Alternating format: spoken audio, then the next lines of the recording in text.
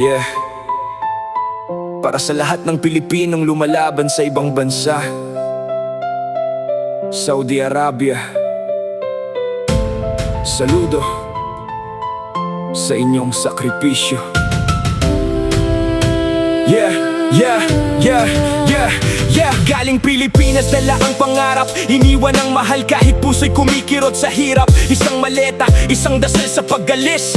Para sa pamilya lahat ay titiisin. Sa init ng araw at lamig ng gabi, trabaho ng trabaho kahit pagod na ang katawan lagi. Bawat real na padala sa tahanan, katumbas ng pawis at lakas ng isang bayani ng bayan. OFW, taas ang kamay, mga Pilipinong hindi sumusuko sa buhay. Sa Saudi Arabia, pangalan natin ay dala. Bayani ng pamilya, bayani ng bansa. Kahit malayo puso'y nasa kanila. Anak, asawa, pamilya ang dahilan sa tuwinan. Isang araw babalik din sa sariling tahanan.